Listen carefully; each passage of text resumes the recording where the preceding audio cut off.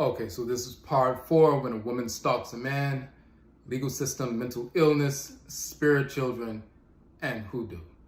So now the individual is back in the state of Kansas, and a 3-year period of cyber stalking begins, and now we really get into the weeds of what's going to eventually manifest in the civil case, as well as the civil cases, as well as the criminal cases. Now, she's blocked from social media. I blocked her from all social media, so I don't know what's going on right now. About a month or so later, I started sending out the information for our annual event that's going to take place on Edisto Island in February. So I normally start sending that information out in October and November so people can get prepared and so forth, and people can start to register. Somewhere around November, a couple of months later, she sends a deposit for the retreat, for the event on Edisto Island. And then I found out from other sisters who are going, who went before, that she reached out to them and said, hey, are you all going again? Are we, the sisters had rented out a beach house before and they stayed together, and then would come over there from that beach house and come to the main house for the lectures and so forth. She's reaching out to them and saying, hey, who wants to share a house? And, how are we gonna, what's your travel arrangement looking like and so forth? And she really didn't get it. She didn't understand yet. It hadn't been clear enough yet that, no, you're not allowed permanently for the rest of your life. It's not like I was mad for a few weeks, but you can come back to the event. You're never coming back. So, but deep down, she did understand, but she's trying to force her way in once again. So I get this deposit, and I see it in PayPal, of course, through my business account. So I send the deposit back, of course, and I send a message saying, like I said before, you are not allowed at any event for any reason ever, period. Don't contact me, don't email me for any reason, period. So some time goes by, some weeks go by, and then somebody sends me a DM, and they send me some screenshots, and they're like, hey, did you see this? So while this person is blocked, mainly on Facebook, that's the, at the time, the social media platform that she was utilizing, she has me all over her website. She's posting my books, she's posting the links. She starts using at some point my last name, Akhan. She's using the terminology that we use. We talk about the Akhan religion, Akhan ancestry religion. We're using terms like Nsamanfo that you saw, and Inyame and Inyamewa, the Akhan term for the supreme being and so forth, and Abosom, and all this terminology, as well as the various 31 plus books that are published. And people are assuming that because of the last name and because of the nomenclature that she employs as part of the work that we do, oh, they must be together. People told me later, oh, I thought you all were married. Same last name, utilizing your stuff and so forth. She has my stuff all over her pages, multiple posts and everything else. But what's even more important, she put forward this false idea, narrative, and even campaign that she's the owner of a black town in Kansas. And this black township called Quindaro Township, which was a city a number of years ago that was founded by black people at some point. She starts saying that she's the owner of this black town. She created a town website. She had listened to my broadcast about the independent black town movement after the Civil War and pre-Civil War, when different black communities, escaped from slavery, or even after enslavement, went to different parts of the country and incorporated their own independent black towns, hundreds of them. Instead of trying to integrate, they said, we're going to be independent. They got land, they incorporated towns, they built businesses similar to Black Wall Street, but there were hundreds of independent black towns, and some of them still exist. Mound Bayou, Mississippi, for example, is one of those independent black towns. Atlantic Beach in South Carolina, it's been around for nearly 100 years. That's another independent black town that still exists today, 100 years later. North Brentwood, Maryland, it's been around for nearly 100 years. I think next year is the 100-year anniversary independent black town. So we've talked about that on our broadcast and our books and so forth. So now all of a sudden, she's the owner of a black town. She has different tabs on the website. This is where the criminality comes in and the narcissistic, expression of that. She has different tabs on the website. Garbage pickup day. Hey everybody, don't forget, Tuesday is garbage pickup day. She has another tab on the website. If you want to open your black business in our town, we're talking about, community development and empowerment for black people, African people, and so forth. You can open your business in our town. You have to have a business license. She has a PayPal button so people can purchase business licenses to operate their black business in this black township and so forth. Totally fraudulent. But then she, filed frivolous lawsuits against the United States government, against the state of Kansas, and others. Let's look at one of those real quick. As you can see here, she's talking about she's the managing partner of company of Nduru, which is Quindaro versus the United States, Unified Government of Wyandotte County, Kansas City, Kansas. We're gonna talk about the individual Esther Ross and so forth. She's talking about in this particular filing and many future filings and so forth is that she's claiming to be a black Native American, but also Akhan. Now, once she was disconnected and forced away from our home, she was trying to attach herself to our organization and Akhan ancestral religion. But now that she can't claim to be connected to us, and she never was, now all of a sudden she's a black Native American, but she's also Akhan. She created this fake narrative that, some Akhan people were forced into North America during enslavement, but some Akhan people came before enslavement, and they came over here and established towns, and some of those towns, are in the Midwest, and one of them was the Quindaro town and so forth, that she's calling Nduru, and she made up an etymology for it. And she is descended from the people who created that town, and that town belongs to her. So she wove this whole black Native American story that previous to that, she, of course, was against black people pretending like they're Native Americans and so forth. But now she flipped onto it. A few years later, when she's in the midst of the criminal case, she put a post out saying, I was wrong and I'm not an Indian and all this other stuff.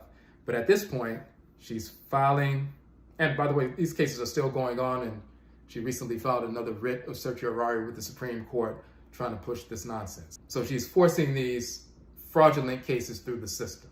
So what's important, how is this related to me with regard to this black township?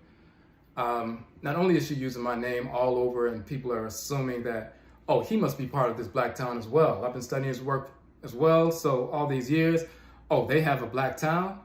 Oh, I want to look into that. Maybe I can relocate. Maybe I can open up a business there.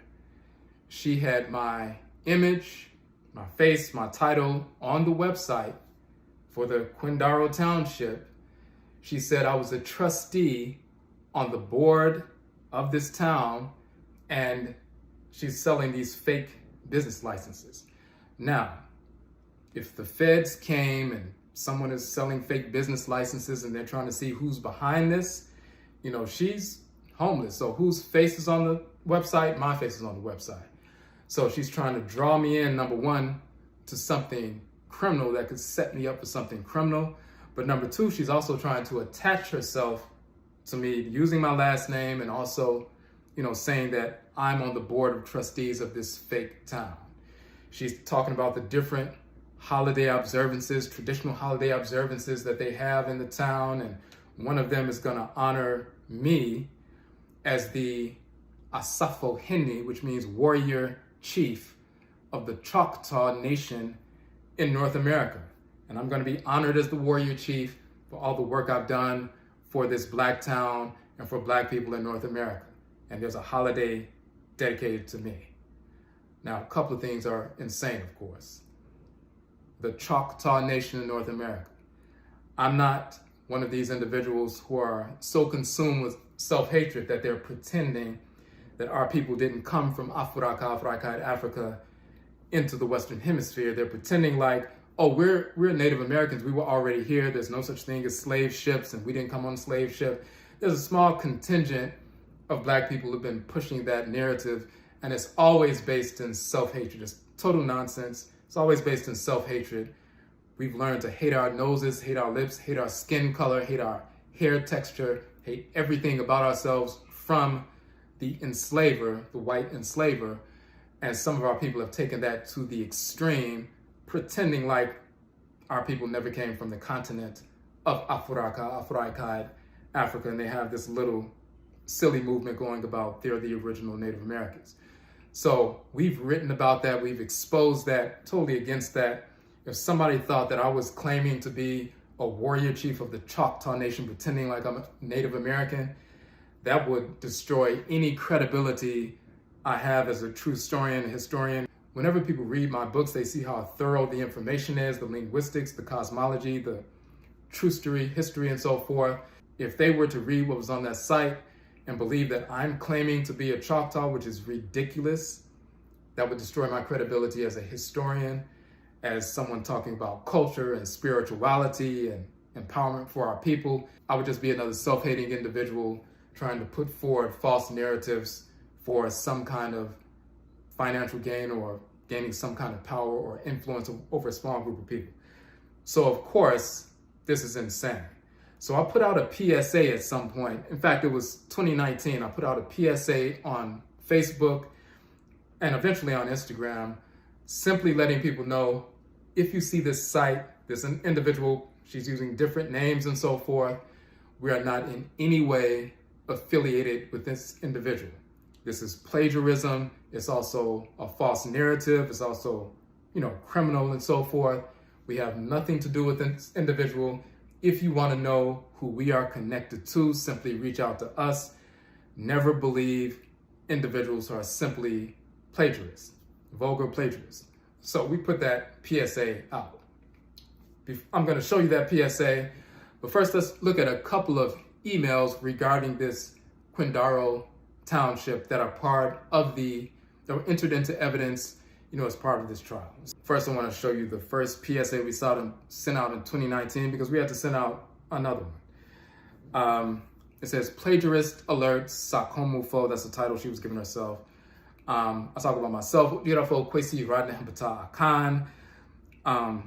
Not affiliated with in any form, nor do we support in any form or fashion this individual, the different titles she's given herself and the different fake little businesses and titles that she threw up. We do not support manipulative plagiarists. The reason why some assume from the outset that we had an affiliation with this individual is because of the phraseology, titles of courses, images, etc. used by this individual have been plagiarized directly from our website. Books, blog talk radio, broadcasts, our 6-week courses, and articles. Always seek us out as the source if you have any question regarding whom we are affiliated with, and we will gladly share that information. Never assume because the fraudulent plagiarists who seek to benefit financially off of a false affiliation with us abound. For the original source material from which this plagiarism derives, see our publications, institution page, blog talk radio page, and WordPress page for the free downloads of our 31 books, 353 broadcasts, our 6-week online courses, and more. And I give all the different links. All that stuff can be downloaded for free. And then we go up to the top, the second PSA we'll talk about a little bit later also, but we just wanted to show scam alert, Quindaro Township, exposing a scam artist attempting to profit off of our name. Quindaro Township is a scam propagated by an individual now calling herself Sakomufo and other titles and so forth. She's changed names multiple times. Some of you recall that we exposed this individual last year for plagiarizing our work. So this was later on, 2020, 2021, and so forth. But the first one was 2019. And attempting to gain followers and generate revenue through fraudulently associating herself with our organization and my name in particular. She subsequently began creating online classes, events, initiatives, and crowdfunding efforts, attempting to solicit funds for her fraud. We are not affiliated in any way with this individual, nor the fraudulent Quindaro Township and its related false history propagated On his website, this individual has attempted to scam multiple individuals, male and female, connected to our organization, yet she was thwarted at every turn. This individual would subsequently seek to plagiarize our work and create multiple Facebook pages to ensnare unaware individuals into supporting her scam and sending money. There were a number of individuals who assumed that we were affiliated because of the language used on her website and business pages, and including the name Odwirafo as part of her organization. They were ready to fully support her and her scams initiatives until we filled them in. Because of a number of us had blocked this individual on all social media platforms, as well as email addresses, she assumed that we would never discover that she had created a new page and website associating herself with us once again to further her scams. She has been reported. For those who did not see our post from last year exposing this individual the first time as a plagiarist, see the post below. So we had to put out the first PSA 2019, another one 2020, and so forth, just to alert people of what's going on. Now, I want to show you in the comments section a corroboration for what we said by some of the comments from the people. So if you look in the comments section, you see the individual, Joe Sakar's son, somebody I know. He says, bruh, she's got you on the site as a township trustee and chieftain of the Choctaw Nation in North America. This is crazy. Then another brother, Obafemi, he says, she texted my number asking about donations. So we put the scam alert out, and then people responded by saying, hey, she reached out to me. Hey, she's trying to say you're a Choctaw, which is insane. And other people reached out to me individually, letting me know the messages they got from her directly and the things they saw on the website. Now, let's go to another email that became part of the court record and is still part of the court record, where she herself is reaching out to me through a different email address. I blocked her from the other email address. So she would create multiple email addresses. When I would block that one, she'll email me from a different one. When I block that one, she'll email me from a different one. When I block that one, she'll email me through one of my other business email addresses and so forth, constantly trying to force herself on me. Now, listen to what she says in this email. August 13th, 2020, 2 years after showing up at my home, 2 years after me telling her don't ever communicate with me for any reason, under any circumstances. And her response to that is, well, I'll just make you a township trustee of a fake town, try to raise money off of your popularity, and start using your last name and make people believe that we're married. So, what does she say? August 13th, 2020. Greetings. I have been working tirelessly to save our black township. You don't have a town. I've been working tirelessly to save our black township, and though I was recently able to save thousands of black families from foreclosure with the help of Ra Sekiyar's temple and his faithful supporters, by raising the $906 we needed to pay our federal court filing fees. Of course, that's not true. She didn't save thousands of black families from anything. I still do not have anywhere to lay my head on my own land because it's not your land. So again, she says, I am both homeless and penniless. Yet I'm on the website, and the sister that she wrote here, she also put her face on the website, which she made her take it down. But we're on the website as township trustees and so forth. But she's homeless and penniless. So if the feds came through, they would be arresting us until we disassociate ourselves with this scam. Now, here's the key piece, which is legal as well. Of the 3 members of Quindaro Company, which is the general partnership that owns the land, and of course she doesn't own any land, I named number 1, Odwirafo Kwesi Nehem Ptah Akhan as my successor in interest. Now she's placing me on legal documents, and when she's filing these, documents talking about she's, filing these documents against United States government and, state of Kansas and Wyandotte County and so forth, she has me as a successor in interest on this fake company associated with a fake town.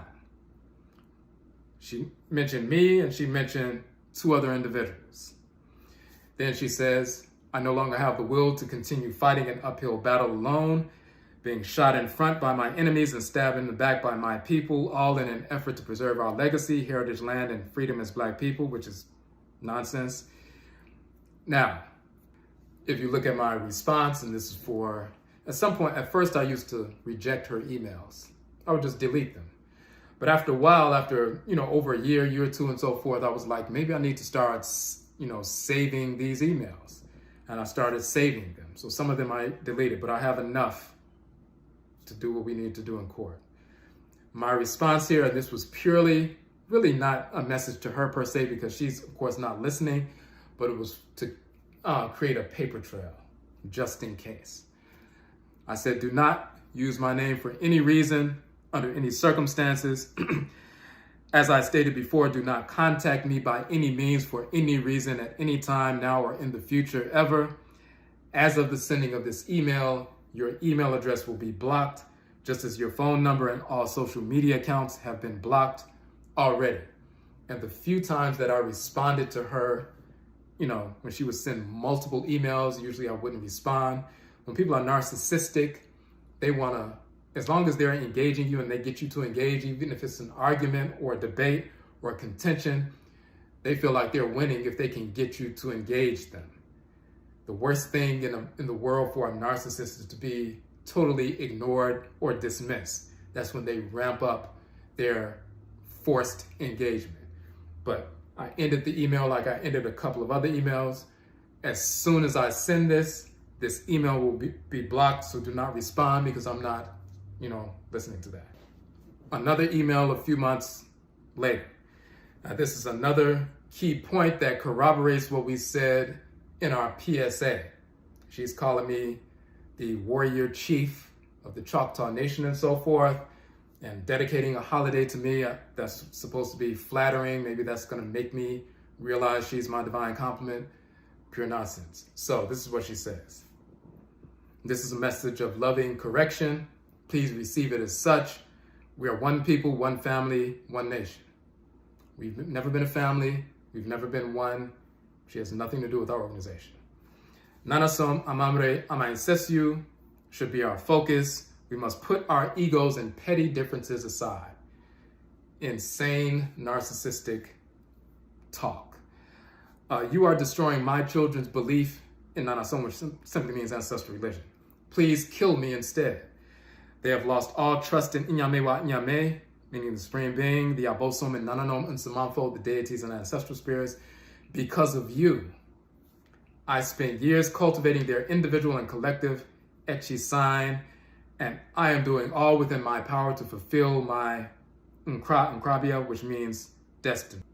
So what she's saying right here is her children, who were first interested in African culture and spirituality and history and development and, empowerment and all these different things, because of me, they're losing their interest in that. And we need to put our petty ego differences aside.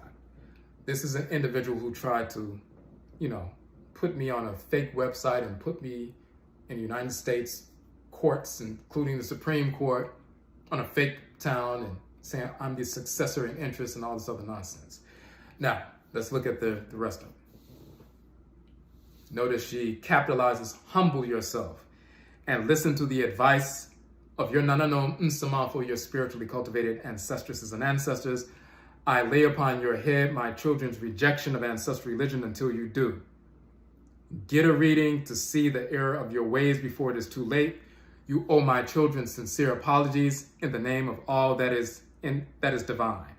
Every single word on the Quindaro Township website can be easily fact-checked. Of course, it can't. And the final piece, she says some other stuff, but I cannot cancel your lifetime appointment as Obeshwe Kuro Asafo Hini, or the Sister Mukajara's lifetime appointment as Abesiafo Kuro Aberewa, according to Akhan matrilineal government protocol. You both must decline these appointments, and if you do, you will never hear from me again. Problem solved.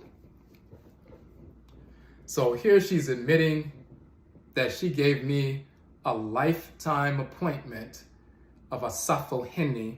Asafo means warrior, and Oheni in the Akhan language means king or chief. So Asafo Heni means warrior chief. She said she gave me a lifetime appointment of a warrior chief within this fake town, and she can't cancel the lifetime appointment unless I, as well as the other sister, but she gave her a lifetime appointment to another fake title. But unless we, formally decline these positions, then they're just in place because according to our Akhan matrilineal protocol, she can't, remove these sacred titles. Pure nonsense, purely made up. She learned about Akhan culture from our website and our books and, broadcasts and so forth. She learned about matrifocal societies and so forth from our website. And now she's making up things that have absolutely nothing to do with Akhan culture. Of course, if somebody was reading this in the way it was written, they would assume that she knows what she's talking about. She's talking about Akhan matrilineal protocol and lifetime appointments and using the tree, the Akhan language with certain titles, and people would say, wow, she's really knowledgeable. Pure foolishness. Not 1 ounce of this information is accurate. Purely made up. But it proves once again that she's building this case that lifetime, I'm to be with her for a lifetime. We're to have our own town for a lifetime. I'm supposed to be the warrior chief and she's going to be the queen mother, and you're going to see that in some future documents and so forth. Pure nonsense. So another email, part of the court record and so forth, we want to put forward. Now she's explaining to me, and this was December 7th, 2020, what I need to do, what is my responsibility, what I should be doing with regard to this township. 2020 now, 2 years after I told her never to contact me, she still contacted me. We put out the plagiarist alert 2019. She's still contacting me. She lost hundreds of followers because once they found out that she was the plagiarist and the scam artist, they started leaving her, friends list and so forth, but she's still going forward. We put out another, scam alert, PSA, the following year, 2020, and she's still sending emails. Look at this email coming forward on December 7th, 2020. Odwirafo, that's me. She says, please see above. We, my Nananom Nsamafo and I, she's saying my ancestral spirits and I, have committed to provide Mukajara with salary-free housing and land to establish Ma'ati village. I need someone to verify the legal research in the 2 documents below to confirm that I have cited the most relevant and recent laws and case citations to ensure we are able to keep our promise and secure billions of dollars of resources on behalf of Black people in federal court. You are the only person I know with the expertise needed to complete this task, and that is close to the Library of Congress, of course, that's in DC. If you assist me, I will pay you 40% of all monies Quindaro Company collects in its current cases and the pending cases that will be filed against 3 other surrounding counties, which is more than enough to fund all of your Akongwaswia initiatives. All that I ask is that you, number 1, assist me with the legal research on these cases. Number 2, pick me up from Kansas City and drive me to Atlanta, Georgia. 3, send me enough money via PayPal to rent a hotel room until you arrive. 4, include sufficient funds for me to have food, fruits, vegetables, nuts, seeds to eat. This is my last shot, do or die. The temperature here would drop to 22 degrees starting at 3 p.m. and I have nowhere to go. My Nananom Nsamanfo, ancestresses and ancestors, said you and Mukajara would help me and I would not die here in the cold. I trust them.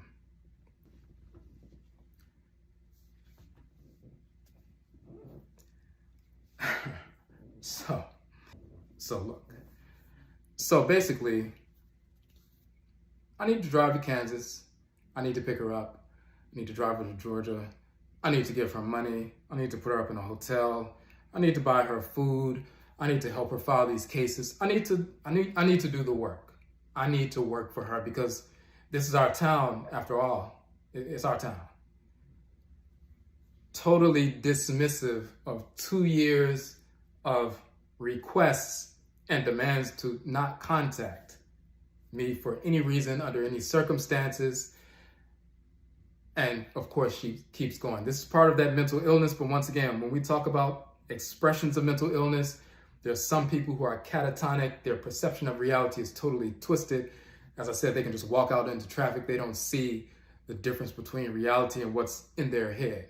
Then you have other individuals who are antisocial personalities, psychopathic personalities and so forth. Very articulate, very intellectual, very sharp.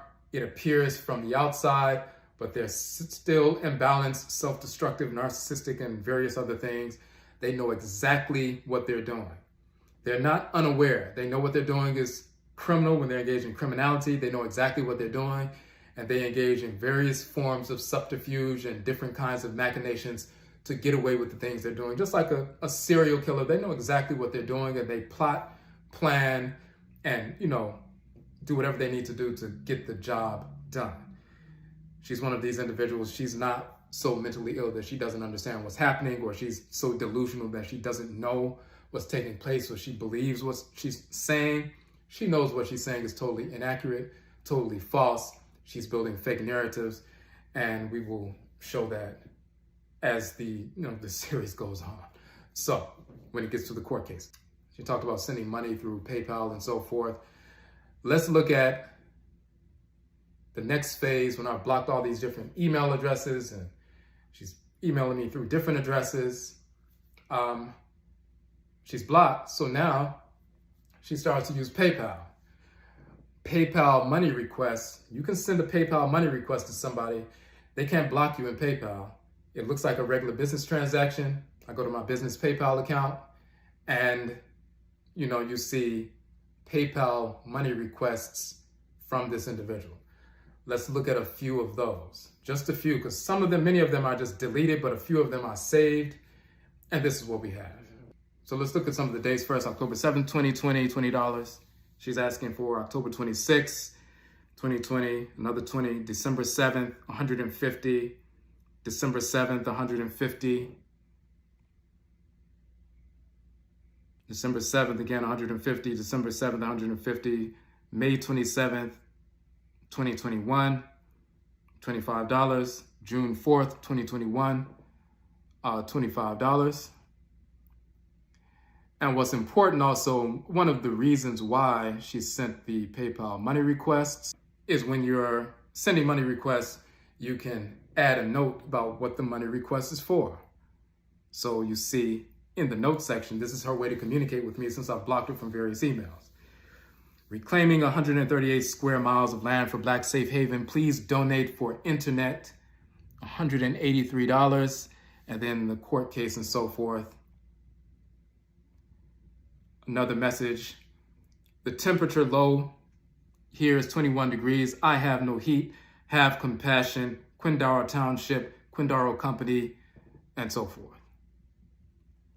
Another message. December 7th. Please check your contact at KANKYEfilms.com email address. Without your help, white people are literally going to be able to keep $687 billion in land stolen from Black people. I need you to help me with the legal research, please, for my children. June 4th, 2021, I'm not responding, of course. She turns it up a notch. This message is being channeled by the Akhan, Nananom Nsamanfo, spiritually cultivated ancestresses and ancestors on my behalf to relay to you. Listen and do not be disrespectful. Put your ego aside and exercise emotional intelligence. I am a woman from the grindstone, according to Ptah. See me with new eyes. Pretend you have never met me and do not know me, because in many ways you have not met me and do not know me. Go to her website, scroll down to publications, download the book there and read it in its entirety. Then go back to her website, scroll to Township, read all the information. So a couple of things are happening here. She's utilizing PayPal to communicate with me since she's been blocked and asking for money. Of course, she's not going to get the money, but at the same time, she's going to, send notes. And she's sending notes asking for money. It's getting cold. It's getting cold and the temperature is dropping. I'm going to die and so forth.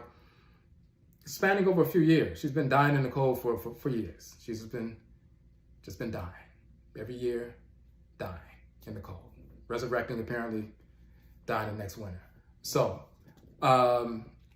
sending these messages. But once, it gets to a point where I'm not listening, then she's channeling now a message from the ancestresses and ancestors. And, this kind of foolishness is disrespectful to your actual ancestresses and ancestors, your great-great-great-grandmothers and great-grandfathers who lived in harmony with divine order, and they have a responsibility to assist you in your development as agents of the Supreme Being. They are directed by the Supreme Being to assist us in our development. Since they lived a harmonious life within their clan on earth, they can show us as members of their clan how to live in harmony with divine order on earth. So she's totally disrespecting that entire relationship by pretending to channel honorable, venerable ancestresses and ancestors to give me a message to give her money. So it's absurd. So when she talks about read my book and so forth, at this point, it's a few years later. She's been blocked. She's been exposed. A number of people have exposed her. She's changed her name on different occasions. She gave herself a new title and so forth. So all of a sudden, when we put out 6-week online courses, we started in 2019 or 2019, and we will put out a 6-week online course and then another 6-week online course and another one. And as we said, we have 40 online courses. Some of them are 6-week courses, some of them are 4-week and so forth. All of a sudden, she started putting out 6-week online courses. She's taking images from my website and putting them on her website. She's using the same terminology and so forth. I have 31 books I've published and the ebook versions are free.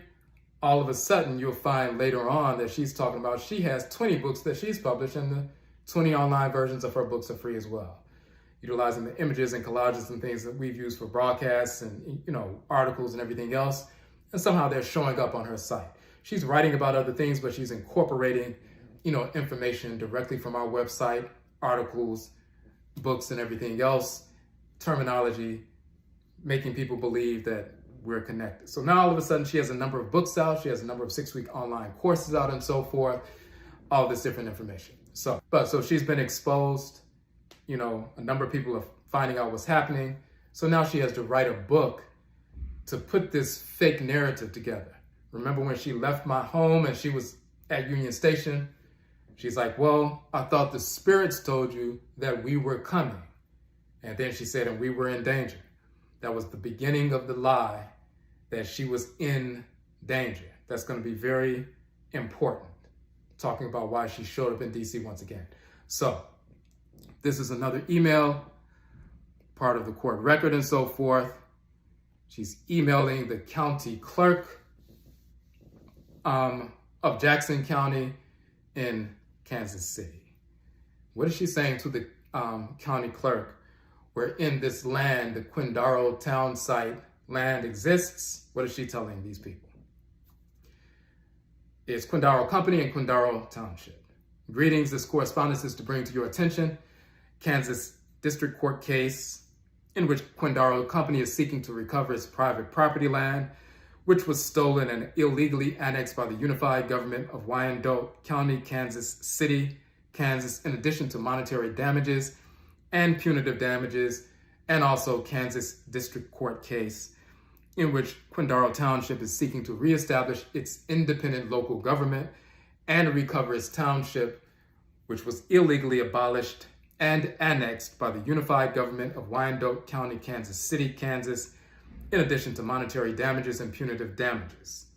Similarly, Quindaro Company is seeking to recover its private property land that was stolen and illegally annexed by your county, in addition to monetary damages and punitive damages, and Quindaro Township is seeking to reestablish its independent local government and recover its township, which was illegally abolished and annexed by your county in addition to monetary damages and punitive damages. Quindaro Company and its members and Quindaro Township and its residents are a peaceful people and seek to avoid litigation. Thus, we will not file suit against your county if it agrees to surrender our private property land and township within 30 days.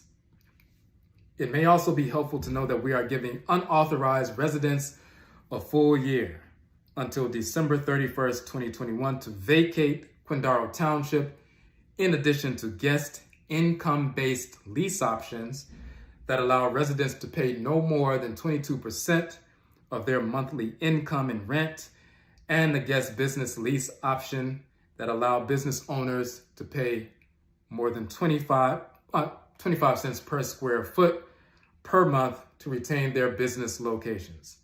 To learn more, please visit Quindaro Township. We look forward to your response and pray for a peaceful solution. Thank you.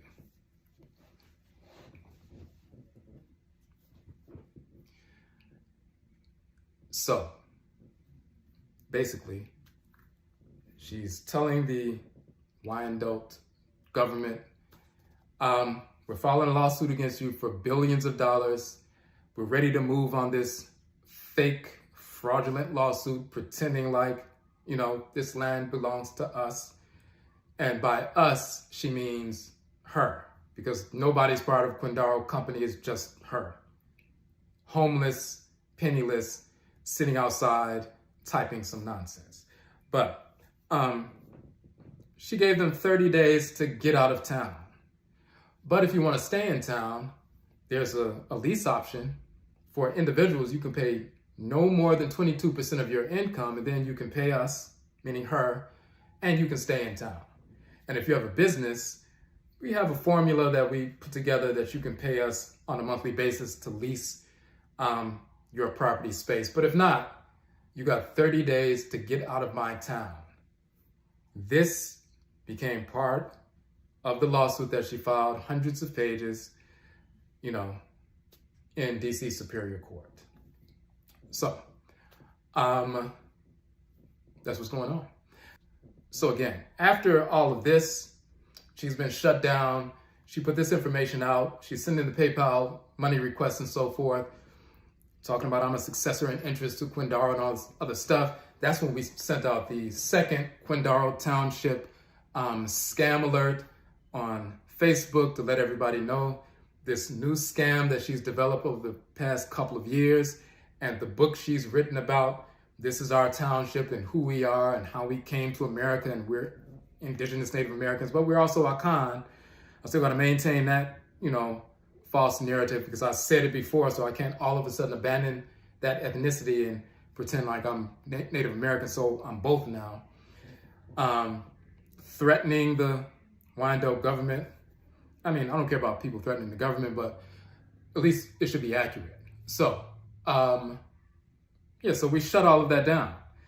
And when people saw that on the second PSA, the scam alert, we really shut some things down. At least we made it clear that she is not affiliated with us, with me, but with us, my organization in general, and anybody I associate with.